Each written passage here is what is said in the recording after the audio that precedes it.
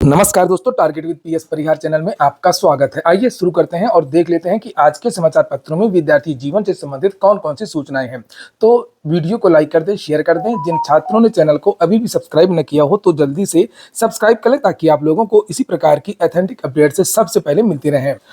आगे बढ़ने से पहले एक सूचना है उन विद्यार्थियों के लिए जो विद्यार्थी इसी सत्र में एम.कॉम करना चाहते हैं, एम.ए करना चाहते हैं, बीएससी एजी करना चाहते हैं, एमएससी एजी करना चाहते हैं या डिप्लोमा इंजीनियरिंग बीटेक एमटेक वगैरह करना चाहते हैं, डीएलएड भी करना चाहते हैं इसी सत्र में, या बीसीए एमबीए वगैरह भी, खास तौर से बीएलआईएस और यानी कि बैचलर ऑफ लाइब्रेरी साइंस और इसके साथ में पीजीडीसीए एमसीए एमबीए वगैरह भी आप लोग यहां से कर सकते हैं। और इस सत्र की जो परीक्षा है वो दिसंबर में ही हो जाएगी, यानी कि आपका पूरा लगभग 1 साल बच जाएगा। रिजल्ट आप लोगों को डिजी लॉकर में मिलेगा। कितनी फीस है, किस तरीके से ये कोर्स होगा, उसके बारे में आप लोगों को अधिक जानकारी इस नंबर पर मिल जाएगी 63933003647752853025।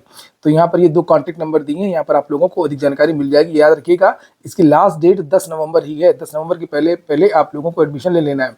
संस्था का नाम है ये निष्ठा इंस्टीट्यूट ऑफ मैनेजमेंट और ये कोर्स रेगुलर मोड पर होगा। ये देखिए लिखा है कोर्स अवेलेबल रेगुलर मोड 2025। चलिए शुरू करते हैं। बात करते हैं सबसे पहले भर्तियों की, नई भर्तियों की। गवर्नमेंट प्रेस में ग्रुप सी के 1500 पदों पर भर्ती होगी।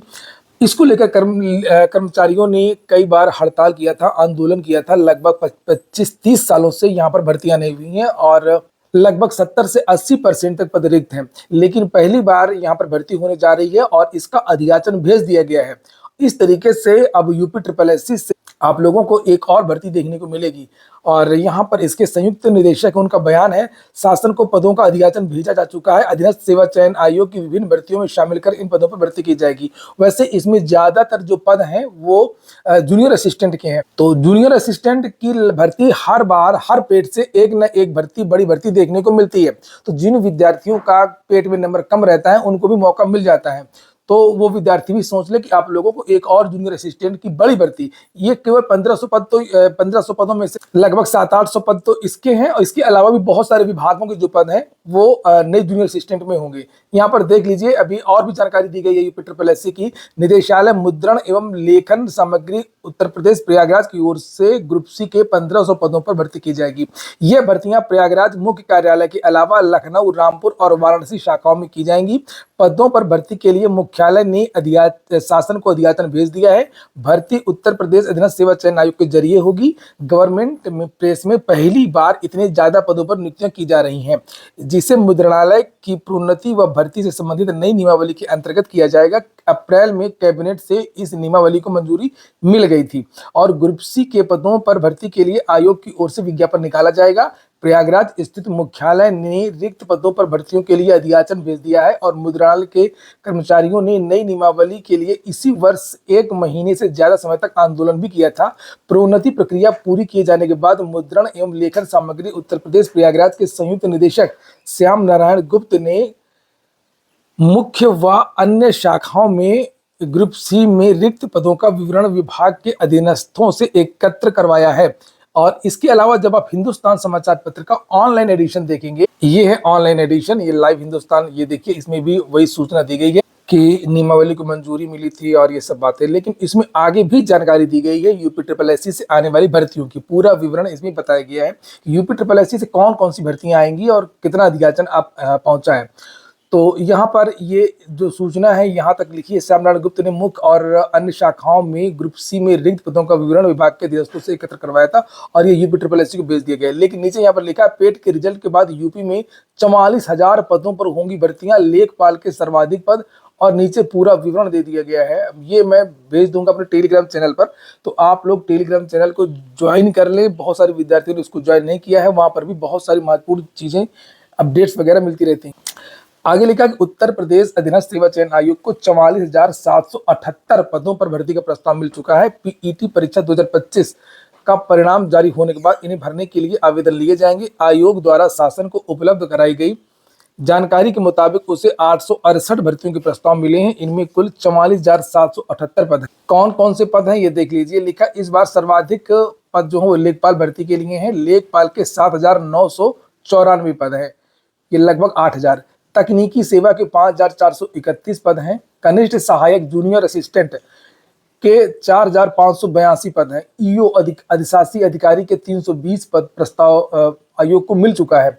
मत्स्य अधिकारी के 105 पद, होम्योपैथिक फार्मासिस्ट के 397, बीसीजी टेक्नीशियन के 255, कंपाउंड के 560, आबकारी सिपाही के 564 पदों पर भर्ती होगी। सहायक विकास अधिकारी के 545 और सहायक बोरिंग टेक्नीशियन के 419। मानचित्रकार, स्पर्श दृष्टिबाधित प्रशिक्षण स्नातक अध्यापक और अधीक्षक कार्यशाला सहायक सांख्यिकी अधिकारी, ये सहायक सांख्यिकी अधिकारी भी यहाँ पर ये बिल्कुल पाइपलाइन में है। और इसके भी विज्ञापन, जो प्रमुख भर्तियां हैं जिनके विज्ञापन जारी होने हैं, जैसे लेखपाल हो गया और वीडियो, वीपीओ, जेई, उनमें से एक एएसओ की भर्ती भी है जिसका विज्ञापन जल्द जारी हो सकता है पेट के बाद में।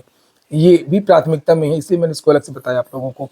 और मत्स्य निरीक्षक के प्रस्ताव आयोग को मिले हैं। तो बस अब आप लोग सीरियस हो जाइए, अब मौका नहीं मिलेगा, बता रहा हूँ मैं। और बहुत जल्दी जल्दी एग्जाम भी होंगे, ये PSSSC की बहुत जल्दी जल्दी रिजल्ट आएंगे। ये ना सोचिएगा कि भाई अभी जब फॉर्म भरेंगे उसके बाद में फिर लाइब्रेरी और कोचिंग बाद में करेंगे और फिर पता चलेगा कि तुरंत ही एग्जाम डेट आ गई और तुरंत टाइपिंग और तुरंत ज्वाइनिंग। चलिए, अगली जो सूचना है वो है लोक सेवा आयोग की। कल मैंने देर रात को इसको लेकर के वीडियो बनाया था।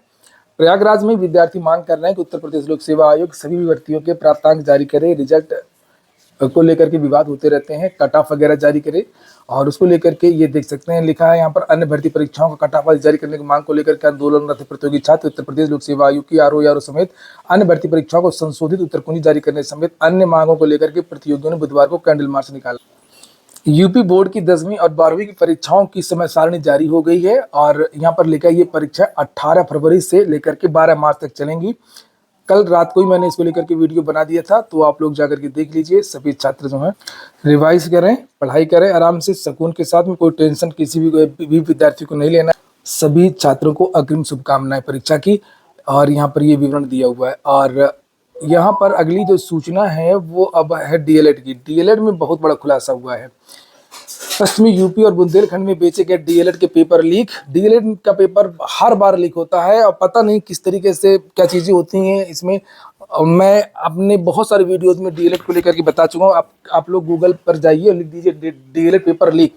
हर साल 4 भर्ती परीक्षाएं जो होती हैं सेमेस्टर, उसके पेपर लीक की जो जानकारी आपको मिल जाएगी। और बाद में हर बार लीपापोती होता है, सरकार की तरफ से कोई कड़ा कदम उठाया नहीं जाता है, इन जिम्मेदार अधिकारियों के खिलाफ कोई बड़ी कार्रवाई होती नहीं है। छोटी मोटी चीज़ें होती हैं, पेपर को रद्द करके एक आध पेपर को दोबारा करवा लेते हैं। जबकि ये व्यापक पैमाने पर धांधली हो रही है, सिस्टमेटिक तरीके से इसमें वसूली होती है।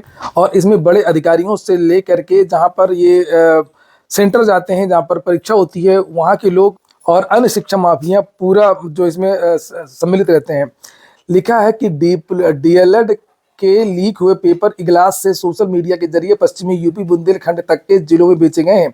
यह तथ्य पुलिस द्वारा साइबर टीम के सहयोग से पेपर खरीदने वाले 80 परीक्षार्थियों की यूपीआईडी की अब तक की जांच में उजागर हुआ है, जिनमें 30 करीब नाम पते स्पष्ट हो रहे हैं। हालांकि अभी पुलिस उनकी तस्दीक के लिए मोबाइल नेटवर्क सेवा प्रदाता कंपनियों की रिपोर्ट मिलने का इंतजार कर रही है। एसटीएफ ने मंगलवार को इगलास क्षेत्र के गांव नगला हरिकरना के 2 भाइयों धर्मेंद्र कुमार और पुष्पेंद्र कुमार को गिरफ्तार कर जेल भेजा था, जिन पर टेलीग्राम प्लेटफॉर्म के माध्यम से डीएलएड प्रथम और तृतीय सेमेस्टर के प्रश्न पत्र आउट करने वाले गिरोह के नितेश पांडे से पेपर मंगा करके सॉल्व करने और परीक्षार्थियों को बेचने का आरोप है। दोनों ने अब तक टेलीग्राम और व्हाट्सएप ग्रुप के जरिए करीब 80 परीक्षार्थियों को पेपर बेचना स्वीकारा है। साथ में ग्रुपों के जरिए उनके नाम, नंबर व ऑनलाइन रुपए लेने के चलते उनके यूपीआई खातों के साक्ष्य भी एसटीएफ को दिए गए और इसी आधार पर पकड़े गए दोनों आरोपियों के साथ साथ इन्हें पेपर बेचने वाले नितेश पांडे के खिलाफ मुकदमा इगलास में दर्ज कराया गया, जिसमें सभी 80 खरीदारों के नाम और उनका चीजें लिखी गई हैं। तो यहाँ पर एसटीएफ के सूत्र बता रहे हैं कि जिस तरीके से उसके मोबाइल की लोकेशन दोनों आरोपियों को पकड़े जाने तक सक्रिय रही है, बात नितेश पांडे की हो रही है। ये देखिए लिखा है, पेपर लीक का सरगना नितेश पांडे कौन है और उससे उसकी गतिविधियां पूर्वांचल एनसीआर में अधिक रही हैं। एनसीआर में सक्रिय रहने के बीच ही वह जेल भेजे गए धर्मेंद्र के संपर्क में आ गया था, मगर अब उसके नंबर बंद है। सोशल मीडिया अकाउंट की सक्रियता भी बंद है। हालांकि टीम लगातार उसे खोजने में जुटी हुई। जिन जिलों में बेचे गए हैं उन जिलों के भी कुछ नाम यहाँ पर लिखे हुए हैं। जैसे लिखा है कि ये जो नंबर देखे गए हैं ग्रुप में, तो उसमें अलीगढ़, हाथरस, मेरठ, गाजियाबाद, आगरा, मथुरा, एटा, बुलंदशहर, नोएडा, आदि सहित बुंदेलखंड के उरई, ललितपुर, झांसी, जालौन, हमीरपुर आदि जिलों तक के हैं। अगली सूचना टीजीटी पीजीटी शिक्षकों की है, यानी कि अशासकीय सहायता प्राप्त माध्यमिक विद्यालयों की। लिखा एडेड माध्यमिक विद्यालयों के 1549 शिक्षकों का तबादला हो गया। काफी दिन से ये इंतजार कर रहे थे और कल फाइनली जो है इनकी लिस्ट जारी हो गई। एसएससी में लिखा है कि एसएससी की भर्तियों में महिलाओं की भागीदारी केवल 10% है। आयोग ने पिछले वर्ष कुल 18,721 पदों पर चयन किया, लेकिन इसमें महिलाओं की संख्या केवल 1991 रही, यानी कि 10% के आसपास।